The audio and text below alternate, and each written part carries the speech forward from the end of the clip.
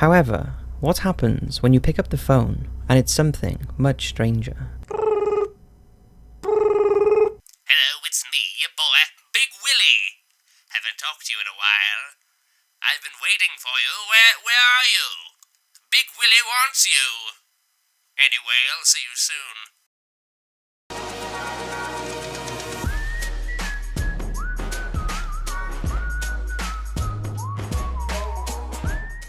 What is up, my net friends and family? I'm Charmx. Today, I'm going to be reacting to 5 strangest and most chilling phone calls ever made by Top 5s. Now, I love Top 5s, and I believe this is one of Top 5's spooky videos. Now, if you aren't aware, Top 5s make some pretty great videos, but then again, a portion of them are really spooky, and I believe this is one, and these normally freak me out, so if you're easily freaked out, you might not want to watch this. But with that being said, the original link's in the description. Make sure you go subscribe to Top 5s if you haven't already, and also make sure you go get their magazine if you want. That link's in the description. But without any further ado, let's begin! In today's modern world, we are more closely linked than ever to our phones. And whenever our phone rings, we are usually expecting to hear our friends or family at the other end of the line. That's pretty true. I mean, yesterday, somehow telemarketers got my number. I don't know how. And I let them have it. And then, like, 20 minutes after that phone call on my cell, a freaking scammer called my home phone number trying to tell me that there were problems with my computer, which Microsoft and Apple will never do that. So if anyone ever calls you saying that you have a problem with your computer or you have a virus on your computer, it's a scam, because Microsoft and Apple, they do not care if you have an issue with your computer. I'm getting riled up just thinking about it. However, what happens when you pick up the phone and it's something much stranger? Here are 5 of the scariest and most chilling phone calls ever made. Oh, there's a warning. Please note that viewer discretion is advised. Bashir Kujachi. On the night of June the 30th, 1974, in Beirut, the capital of Lebanon, writer Bashir Kujachi was waiting to pick up his girlfriend from work, when 4 masked men, brandishing guns, suddenly appeared. They forced him out of his car and into the back of a van. Bashir was taken to a windowless prison room, where the men starved, beat and tormented him for several days. Why? Never revealing why they took him captive in the first place. They only released him, dropping him off at the hospital after he tried to kill himself. Years passed, and in 1982, Bashir tried to put his horrifying ordeal behind him. He moved to America and set up a successful restaurant, but then the calls began. A strange man would call Bashir's work phone relentlessly, up to 20 times every day. The man referred to himself only as l'enfant, which is French for the child. That's weird. Why did they kidnap him and beat him up? I mean, was he like a political speaker or something? I don't understand. And now they're saying that people are calling his work phone every day. First off, you can go to your phone company and get the call trace, and it'll tell you where it comes from. So although on your phone it might say, you know, private number or number not available or whatever, you can go to your phone company, whoever you're with, and they'll tell you where the phone call came from. So you could easily trace that call. Also, you could always like change the phone number of your business in order to stop the calls. He would threaten Bashir's family and employees, as well as demand huge sums of money. The FBI was contacted, but none of the calls were ever traced, and no suspects could be identified, although the FBI believed that it was most likely linked to Bashir's unsolved kidnapping all those years ago. Maybe. By the time the calls stopped in 1992, Bashir had received well over 1,000 calls and voicemails from his mysterious tormentor. Wow. And even today, no one knows who was behind them. And what reason? I mean, if you have a reason why people are calling, then it would make more sense. But you don't have a reason, and this person is just calling. It doesn't make any sense. The Washington Night Stalker. It was a quiet night in 1996 when the Kitsap Peninsula Police Department in Washington received a chilling phone call from a distressed man who claimed his dog had been killed and its lifeless body thrown across the yard by something unknown. Not taking the man seriously, the police did not take it further. Then 2 nights later, he called for a second time.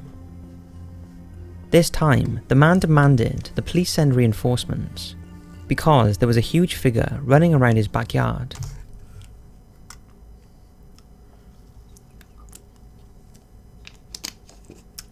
Ten out of 10 Photoshop on this one. Oh my goodness! Why would you decide to use this picture in the video? I mean, look how badly photoshopped that is. I'm not an expert in Photoshop by any means, but I could do a better job than this. Was this added in for comedic effect? I mean, I love Top 5's videos, but I've never seen anything like comical in them, really. And staring at him through the window. 911, what are you reporting? I got a strange going on out here. Something just killed my dog. Something killed your dog? My dog went flying through the air over the tree. I don't know how it did it. Okay. Damn it, I'm really confused. All I saw was my dog coming over the fence, and he was dead when she hit the ground. I didn't see any cars. All I saw was my dog coming over the fence. 911, what are you reporting? We got someone or something crawling around out here. Did you see what it was? Was it a person or an animal or? I can't tell. All I know is that my central light came on, and I just happened to glimpse and see this thing running across the yard. A good-sized man, or something that looks like a man. I don't know what it was, just that it ran across the yard. Okay. See, this is why the Second Amendment exists. You got stuff like this going on, you need some kind of, protection in your home. I mean, that'd be terrifying if it's real, especially if you live by yourself. If you live alone, every little frightening situation can be brought up to another level because there's no one there with you. So, I mean, you really need some kind of, home protection. Had problems in the neighborhood before? Yeah, my dog was killed here just recently. I don't know what it was. Whatever it is, it's running. I couldn't catch it if I was going to chase it. But whatever it was standing up. I'm out here looking through the window now, and I don't see anything. I don't want to go outside. Jesus Christ, you better... Sure. Dio! Hello? Get somebody out here. What's going on now, sir? That son of a bitch is about 6'9", I don't know. Do you see him now, sr? Yes, I'm looking right at him. Uh-oh. Okay, hang on. He's right... Is he in your yard, sir? Yeah, God, he's big. Okay, what's he doing in your yard? He's looking at me.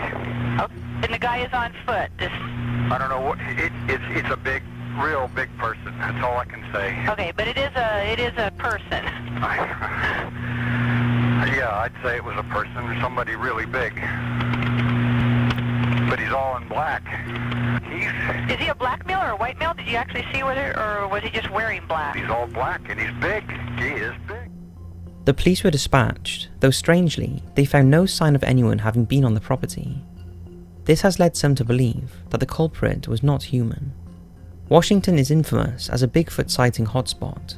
Even if it wasn't a human, they said there were no traces of anyone being on the property. And, if it was Bigfoot, which I doubt it would be, but if it was Bigfoot, it resembles a human, so there would obviously be footprints, there would obviously be things that would make police think that there was someone on the property. So I don't think it could be a Bigfoot. And the man never refers to the figure as a person specifically, instead describing it as something and looking like a man on two legs.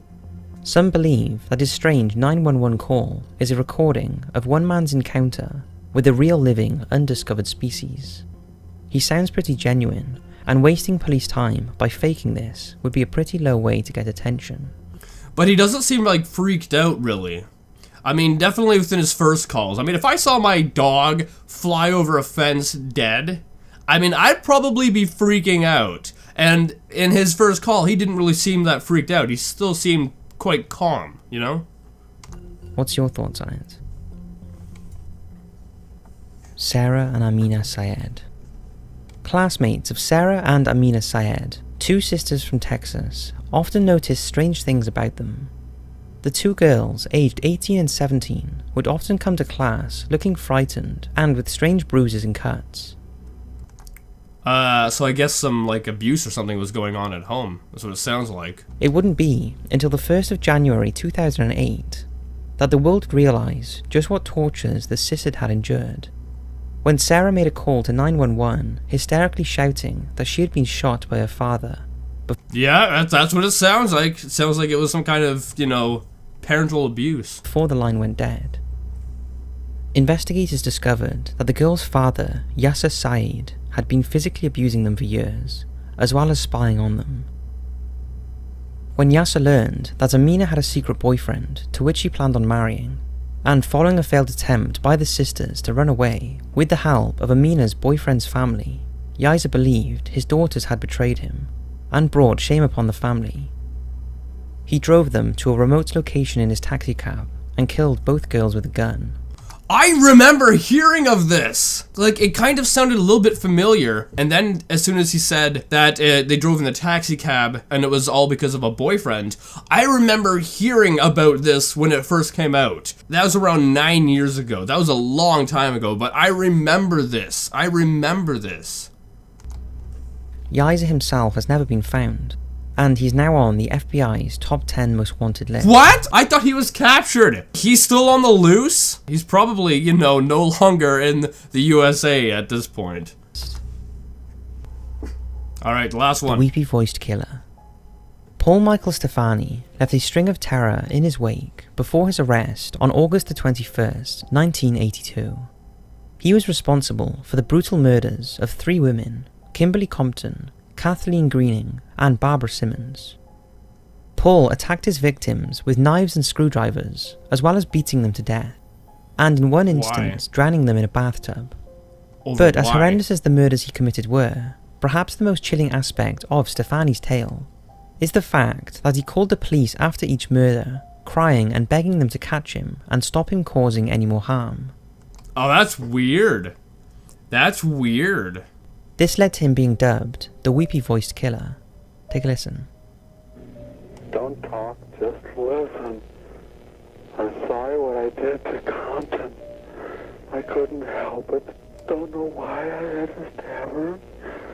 I am so upset about it. I keep getting drunk every night. I can't believe it. It's just like a big dream. I can't think of being locked up. If I get locked up, I'll kill myself. I'd rather kill myself than get locked up. I'll try not to kill anybody else. That's weird. That's very weird. The guy sounds like he might have some kind of mental disorder, like schizophrenia maybe, or like a multi-personality disorder, where, you know, one personality will take over and then, you know, he'll go commit some crimes or whatnot. Then another personality will come in and will realize what he's done, and then he would call the cops. It sounds like something like that. Maybe he was possessed. I don't know. Fire emergency. Please don't talk, just listen. I'm sorry I killed that girl. I stabbed her 40 times. Kimberly Compton was the first one. Over 40 times? I don't know what's the matter with me. I'm sick. I'm gonna kill myself, I think. Where are you? I'm just gonna... if somebody dies with a red shirt on, it's me. I killed both of them. I'm sorry. I'll never make it to heaven. Calm down, calm down. Oh, you find me, I just stabbed somebody with an ice pick. I can't stop myself. I keep killing somebody. Yes, please, this is an emergency. Please send a squad to Pierce Butler Road, Molenberg Manufacturing Company, machine shop. Please, there's an ambulance too. There's a girl hurt there. Can you tell me what happened to her? Just hurry, she's laying on the ground in the back by the railroad tracks, by the edge here. Hurry. What's the address? I don't know. Who are you? The audio recordings are truly unsettling and give They are very unsettling. you an insight to just how much of a disturbed individual Stefani really was. He died in prison in 1998 while serving a 40-year sentence. So he was caught. So that's 5 incredible... That was weird. That last one, it really sounds like he had like a multi-personality disorder or something. You know, one personality would take over and then he would go do crimes, and then a different personality would come in and then realize what he did, and then he would end up like calling the police. That's what it sounds like. I mean, I could be completely wrong, but it's definitely unsettling and definitely strange. Anyway guys, I hope you liked this video. This was very weird, and also it was quite creepy, but then again, it is Top 5s, and when Top 5s makes a creepy video, it's creepy. But with that being said, if you like this, make sure you give it a thumbs up, possibly share with a friend if you're new, and subscribe to the family today. Also, make sure you go subscribe to Top 5s, and without any further ado, I'll see you guys next time.